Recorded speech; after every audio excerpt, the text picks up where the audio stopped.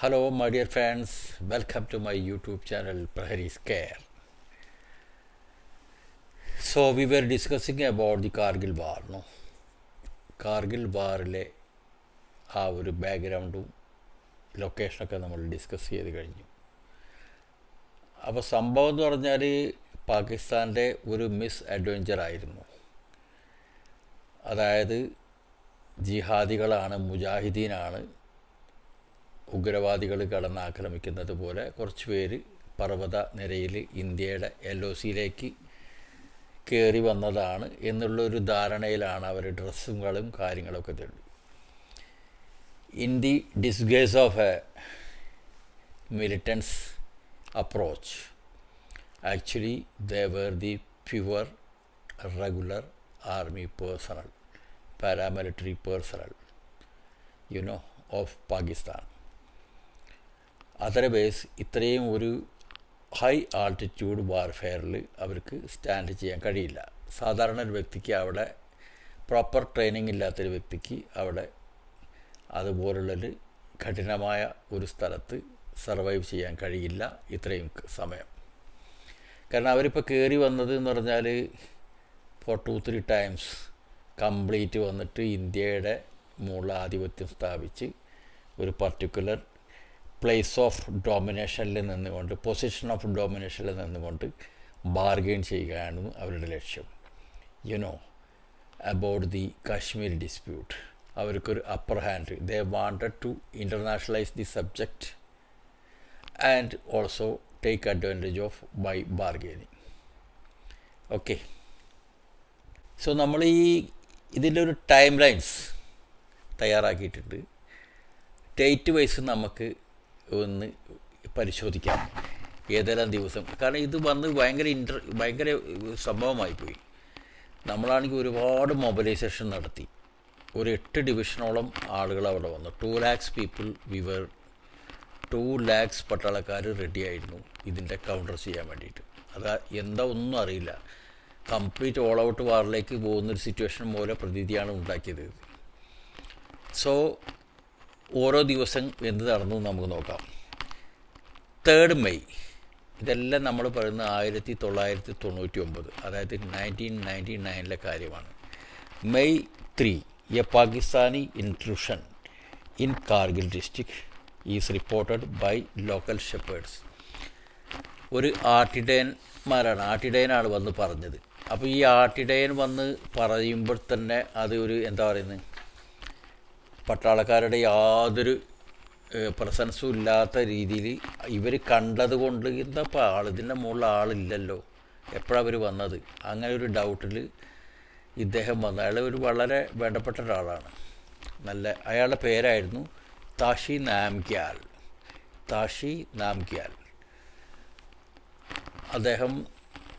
അദ്ദേഹത്തിന് വളരെ ഹോണറൊക്കെ കൊടുത്താണ്. അയാളാണ് ഇതിൻ്റെ ഒരു സ്റ്റാർട്ടിങ് തുടങ്ങിയത്. അയാൾ പറഞ്ഞത് കൊണ്ടാണ് നമുക്ക് ഈ ഇൻഫർമേഷൻ കിട്ടിയത്. അല്ലെങ്കിൽ അവർ ഇതിലും ഭീകരമായ പൊസിഷനിലേക്ക് കാര്യങ്ങൾ വന്നു പെട്ടേനെ. കാര്യം ഇപ്പോൾ നമ്മുടെ ഒരുപാട് 527 പേര് മരിച്ചൊരു സംഭവമാണെങ്കിലും ഇതിൽ കൂടുതൽ വ്യാപകമായ സംഭവങ്ങൾ നടക്കുമായിരുന്നു. അപ്പോൾ ഒരു കണക്കിന് അയാൾ നല്ലൊരു കാര്യമാണ് ചെയ്തത്. ഈ വിവരം ആർമി യൂണിറ്റിൽ വന്ന് ഇൻഫോം ചെയ്തു. അൺഫോർച്ചുനേറ്റ്ലി ഇപ്പോൾ 2 വർഷം മുമ്പ് 2024 അദ്ദേഹം മരിക്കുകയുണ്ടായി. ഈ താഷി നാംഗ്യാൽ എന്ന് പറഞ്ഞ വ്യക്തി, അദ്ദേഹം മരിച്ചപ്പോൾ ആർമി ഫുൾ ഹോണർ കൊടുത്തിട്ട് അയാളുടെ സംസ്കാരത്തിലൊക്കെ ആർമി ഇടപെട്ടിരുന്നു. He was so helpful for the cause of our nation. Okay, അപ്പോൾ 3rd May ആണ് ഇത് ഫസ്റ്റ് നോട്ടീസ് ചെയ്യുന്നത്.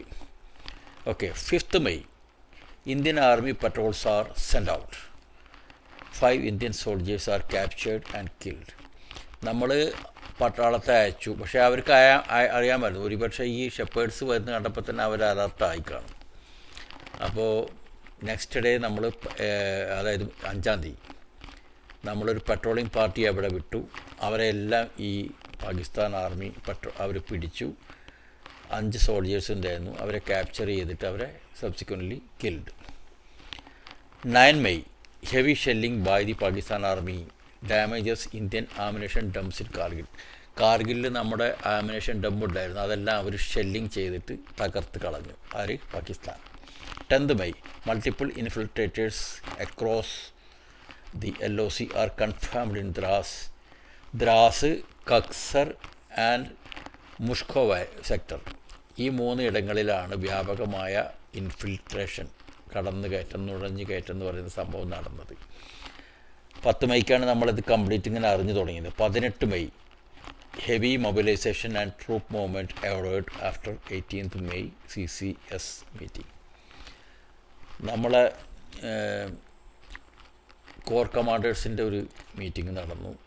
ചീഫ് ഓഫ് ആർമി എല്ലാം പങ്കെടുത്തൊരു മീറ്റിംഗ് നടന്നു 18ാം തീയതി. അതിനുശേഷം ഹെവി മൊബിലൈസേഷൻ, ഫുൾ ഡിവിഷൻസൊക്കെ മൂവ്മെൻറ്റ് ചെയ്തു. ഞാൻ നേരത്തെ പറഞ്ഞ പോലെ 2 ലക്ഷം പട്ടാളക്കാരെയാണ് അങ്ങോട്ട് മൊബിലൈസ് ചെയ്ത് റെഡിയാക്കി നിർത്തിയത്. 22 May, ഇന്ത്യൻ ഫോഴ്സസ് അറ്റാക്ക് ടോലോലിംഗ് നമ്മൾ ആക്രമിച്ചു. 24 May, CCS meeting on 24 May approves use of air force.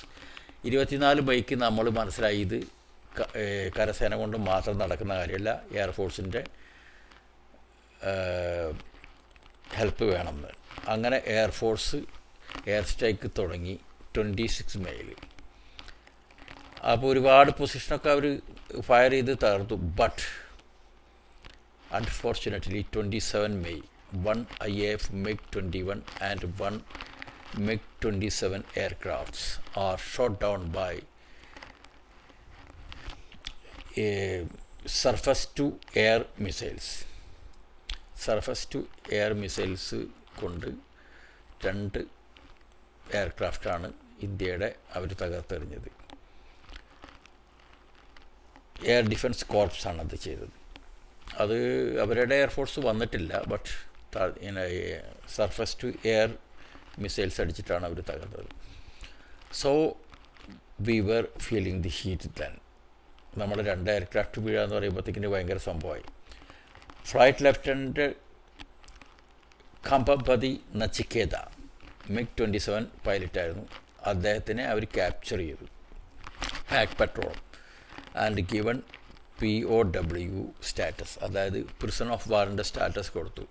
Hour on 3rd June 1999 he was released. അയാളെയൊക്കെ വിട്ടയച്ചു. അപ്പോഴത്തേക്കും നമ്മൾ സംസാരമൊക്കെ തുടങ്ങിയപ്പോഴേക്കും അയാളെ വിട്ടയച്ചു. 28 May, 1 IAF Mi-17 is shot down. Another aircraft Mi-17 Pakistan തകർത്തു. 4 ക്രൂ മെമ്പേഴ്സ് വർ കിൽഡ്. അതിലുണ്ടായിരുന്ന ക്രൂ മെമ്പേഴ്സ് 4 പേര് കൊല്ലപ്പെട്ടു. 1st June, Pakistan army begin shelling operations of India national highway in Kashmir and Ladakh. കാശ്മീരിലും ലഡാക്കിലും നാഷണൽ ഹൈവേയിൽ അവർ ഷെല്ലാക്രമണം ഭയങ്കര ഹെവി ആയിട്ട് ചെയ്യാൻ തുടങ്ങി. 5th June, India release documents recovered from 3 Pak soldiers that officially indicate Pak's involvement. നമ്മൾ ആദ്യം അവർ ഉഗ്രവാദികളാണെന്ന് പറഞ്ഞുകൊണ്ടിരിക്കുകയായിരുന്നല്ലോ. അപ്പോൾ അവരുടെ പാകിസ്ഥാൻ ആർമിക്കാരുടെ ഡോക്യുമെൻറ്റ്സൊക്കെ നമ്മൾ പിടിച്ചെടുത്ത് അയക്കാൻ തുടങ്ങി. അപ്പോൾ ഇൻ്റർനാഷണൽ മീഡിയയിൽ നമ്മൾ കാണിക്കാൻ തുടങ്ങി, UN കൊടുത്തു, ഇത് പാകിസ്ഥാൻ്റെ പണിയാണ് എന്ന് പറഞ്ഞ്. അത് നമുക്ക് നേരത്തെ അറിയാമായിരുന്നു, പക്ഷേ പ്രൂഫ് വേണമല്ലോ. 9 June, Indian troops recapturing 2 key position in the Batalik sector. Batalik സെക്ടറിൽ 2 ഇമ്പോർട്ടൻറ്റ് പോയിൻറ്റ്സ് നമ്മൾ തിരിച്ചു പിടിച്ചു. 11 June, India release intercepts of conversation between COAS general Pervez Musharraf and lieutenant general Aziz Khan, റാവൽപിണ്ടിയിലുള്ള. ഇയാൾ ടൂറിലായിരുന്നു, മുഷറഫ് ഫോറിൻ ടൂറിലായിരുന്നു. അവനിവിടെ ഈ പരിപാടി കണക്കിയിട്ട് ഫോറിൻ ടൂറിന് പോയിരിക്കുക. അപ്പോൾ അദ്ദേഹവും ലെഫ്റ്റനൻറ്റ് ജനറൽ അസീസ് ഖാൻ റാവൽപിണ്ടി ഹെഡ്ക്വാർട്ടേഴ്സിലുണ്ടായിരുന്നു. അവരുമായിട്ടുള്ള സംഭാഷണ സകലം നമ്മൾ മോണിറ്റർ ചെയ്ത് അതെല്ലാം നമ്മൾ റിലീസ് ചെയ്തു. അപ്പോൾ അവർ വെൽ പ്ലാൻഡാണെന്ന് അറിയിക്കാൻ വേണ്ടിയിട്ടാണ്. ഓക്കെ, അപ്പോൾ അങ്ങനെ അവരുടെ ഫുൾ പാകിസ്ഥാൻ ഇൻവോൾവ്മെൻറ്റ് നമ്മൾ പ്രൂഫ് ചെയ്ത് കഴിഞ്ഞിരുന്നു. On 13 June, Tololing is captured by India. Tololing important ഒരു പൊസിഷനാണ്, അത് നമ്മൾ തിരിച്ചു പിടിച്ചു. 15 June, US president Bill Clinton forces the then prime minister Nawaz Sharif to immediately pull back all Pak troops. American president Bill Clinton വിളിച്ചിട്ട് നവാസ് ഷെരീഫിനെ, അതായത് പാകിസ്ഥാൻ പ്രൈം മിനിസ്റ്ററെ വിളിച്ച് പറഞ്ഞു, ഉടനെ നിങ്ങൾ കംപ്ലീറ്റ് ട്രൂപ്സിനെ പിൻവലിക്കണമെന്ന്. അപ്പോൾ ഇത് വളരെ ഇൻ്റർനാഷണലൈസ് ചെയ്ത് ഇത് ഭയങ്കര പ്രശ്നമായി. പാകിസ്ഥാൻ തണ്ടിത്തരം ചെയ്താണ്, ഇന്ത്യയുടെ അതിർത്തിയിലേക്ക് അവർ കയറിയതാണെന്നെല്ലാം ക്ലിയറായി. 20 ജൂൺ 5140 അങ്ങനെ ഇന്ത്യ തിരിച്ച് പിടിക്കാൻ തുടങ്ങി. നമ്മുടെ ഹൈറ്റ്സ്, ഇമ്പോർട്ടൻ്റ് ഹൈറ്റ്സ് എല്ലാം നമ്മൾ തിരിച്ചു പിടിച്ചു. 5 July Pakistan prime minister Nawaz Sharif ട്രൂപ്സിനെ തിരിച്ച് പിടിക്കാൻ വേണ്ടി ആർമിക്ക് ഓർഡർ കൊടുത്തു. 7 ജൂലൈ 11 ജൂലൈ നമ്മളെല്ലാ കീ പൊസിഷനും നമ്മൾ തിരിച്ചു പിടിച്ചു.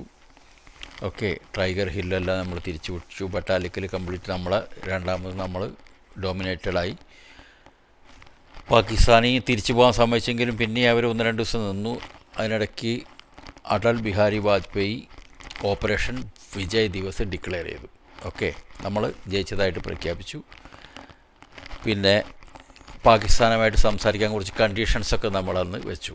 ഇങ്ങനെ ഈ കണ്ടീഷൻസ് ഉണ്ടെങ്കിൽ ഉഗ്രവാദി ഇങ്ങനെയുള്ള പരിപാടി അറ്റാക്ക് നടത്തിയിട്ട് നമ്മൾ സംസാരിക്കാൻ വരണ്ട എന്നുള്ള രീതിയിൽ സംസാരിച്ചു. 26 ജൂലൈ നമ്മൾ ഒഫീഷ്യലി നമ്മൾ വാർഫെയർ കംപ്ലീറ്റ് നിർത്തലാക്കിയതായിട്ട് പ്രഖ്യാപിച്ചു. ഹൈ ആൾട്ടിറ്റ്യൂഡ് വാർഫെയറിൻ്റെ ഒരു ബ്യൂട്ടിഫുൾ എക്സാമ്പിളായിരുന്നു ഇത്. നമ്മുടെ 527 പേരാണ് മരിച്ചത്. എല്ലാവർക്കും സ്മാരകങ്ങൾ പണിഞ്ഞ് വളരെയധികം റെസ്പെക്റ്റോടു കൂടിയാണ് ഇത്. പാകിസ്ഥാൻ സൈഡിൽ നിന്ന് മോർ ദാൻ 4,000 ആളുകൾ മരിച്ചു എന്നാണ് പാകിസ്ഥാൻ പ്രൈം മിനിസ്റ്റർ പറഞ്ഞത്. നമ്മളെ കൊന്നവരുടെ ബോഡി, നമുക്ക് കിട്ടിയ ബോഡി അനുസരിച്ച് 1042 നമ്മൾ കണ്ടിട്ടുണ്ട്. പിന്നെ അല്ലാതെ അവർ മരിച്ചത് അവർക്കേ അറിയാവൂ എത്ര ഉണ്ടെന്ന്. കുറേ പേര് അവരെ വിട്ടിട്ടൊക്കെ പോയതാണ്. അവരുടെയും പാകിസ്ഥാനികളുടെയും നമ്മളാണ് അവരുടെ ബറിയൽ കർമ്മങ്ങളും എല്ലാം നടത്തിയത്. മനുഷ്യൻ സോൾജർ ജീവിച്ചിരിക്കുമ്പോഴാണ് ശത്രു, മരിച്ചു കഴിഞ്ഞാൽ he's A soldier. We should respect that. ഒരു ശവത്തിനോടൊരിക്കലും ഒരു ഇന്ത്യൻ പട്ടാളക്കാരൻ അനീതി കാണിക്കുകയില്ല എന്നുള്ളത് നമ്മൾ അവിടെയും തെളിയിച്ചിരിക്കുകയാണ്. ഇതിനകത്ത് പരംവീർ ചക്ര 4 പേർക്കാണ് പോസ്റ്റ് മോസ്റ്റലിയാണ് കൊടുത്തിരിക്കുന്നത്. മരണോപരാന്തം കൊടുത്തു 4 പരംവീർ ചക്ര. അവരുടെയൊക്കെ പേര് ഞാൻ പറയാം. Grenadier Yogendra Singh Yadav, lieutenant Manoj Kumar Pandey, captain Vikram Batra 13 JNK റൈഫിൾസിൻ, rifleman Sanjay Kumar 13 JNK rifles. അപ്പോൾ ഇവർ ഈ ക്യാപ്റ്റൻ വിക്രം ബത്രയുടെ ഫിലിമൊക്കെ ഇറങ്ങിയിട്ടുണ്ട്. ഷേർഷാ എന്നുള്ളൊരു പടം ഇറങ്ങിയത് അദ്ദേഹത്തിനാണ്. ഹിന്ദിയിൽ ഭയങ്കര അയാളാണ് ഏറ്റവും ഡയറിങ് ആയിട്ട്. അതായത് പോയിൻ്റ് നമ്പർ 4875 ഇത്രയും ഹൈറ്റിൽ അയാളെ ട്രൂപ്സ് കയറാമെന്ന് പറഞ്ഞു. അവർ പറഞ്ഞു നോ നിങ്ങൾക്ക് ഒരുപാട് റെസ്പോൺസിബിലിറ്റിയും കാര്യങ്ങളുള്ളതാണ്, ഞാനുണ്ടാകുമ്പോൾ നിങ്ങളതിനകത്ത് കയറുന്നത്. അയാൾ തന്നെ ഒറ്റയ്ക്ക് കയറി. അപ്പോൾ അവരിങ്ങനെ ഫയർ ചെയ്തുകൊണ്ടിരിക്കുകയാണ്. അപ്പോൾ ഇവർക്കാണെങ്കിൽ എങ്ങനെയായാലും അവർ യാതൊരു രക്ഷയും കാണില്ല. അവസാനം അയാൾ എണീറ്റങ്ങോട്ട് ഓടിച്ചെല്ലാണ് ചെയ്ത് വിക്രം ബത്ര ക്യാപ്റ്റൻ. അപ്പോൾ എന്നിട്ട് അയാൾ 5 പേരെ അയാൾ ഒറ്റയ്ക്ക് അവിടെ തീർത്തു. എന്നിട്ടാണ് അയാൾ വീണത്. സോ ആ ഒരു .4875 എന്നുള്ള ആ പോയിൻ്റ്, ആ ഒരു ഹൈറ്റിനെ ബത്ര ടോപ്പ് എന്നാണ് പിന്നീട് നാമകരണം ചെയ്തത്. അദ്ദേഹത്തിൻ്റെ ഓർമ്മയ്ക്ക് വേണ്ടിയിട്ട് ബത്ര ടോപ്പ് എന്നാണ് ആ ഏരിയ ഇപ്പോൾ അറിയപ്പെടുന്നത്. മഹാവീർ ചക്ര 9 കൊടുത്തു. പിന്നെ ഒരുപാട് വീർ ചക്രകൾ അതിൽ പങ്കെടുത്ത ആളുകൾക്കൊക്കെ കൊടുത്തിട്ടുണ്ട്. പരംവീർ ചക്ര എന്നത് ഹയസ്റ്റ് ഗാലൻട്രി അവാർഡാണ്. അപ്പോൾ ഇതൊക്കെയാണ് കാര്യങ്ങൾ. ഇനിയിപ്പോൾ നമ്മൾ കുറച്ചുകൂടി കാര്യങ്ങൾ ഇതിൻ്റെ കൺക്ലൂഷനായിട്ടൊരു പാർട്ട് നമ്മൾ ചെയ്യേണ്ടി വരും. കാരണം ഇതിൻ്റെ ഒരു ആഫ്റ്റർ മാത്ത്, ഇതിൻ്റെ കോൺസിക്വൻസസ് എങ്ങനെയാണെന്നുള്ളത് ഇത് ആക്ച്വലി ഇൻ്റർനാഷണലിസ്റ്റ് ചെയ്തു. ആ കാര്യത്തിൽ പാകിസ്ഥാൻ സക്സസ് ആയി നമുക്ക് പറയാം. പക്ഷേ ആവശ്യമില്ലാത്തൊരു പാകിസ്ഥാൻ ഗവൺമെൻറ്റിന് ഇത്രയും ഒരു ഇത്രയും നാണം കെട്ടുണ്ടാക്കിയ സംഭവങ്ങളില്ല. അവരെയൊക്കെ പിന്നെ വീണ്ടും നാണം കെടാൻ വേണ്ടി അവർ ജീവിച്ചിരിപ്പിക്കുന്നു എന്ന് നമുക്ക് പറയാം. എനിവേ, ഇഷ്ടമായെങ്കിൽ വീഡിയോ ലൈക്ക് ചെയ്യുക, സബ്സ്ക്രൈബ് ചെയ്യുക. Thank you very much. By.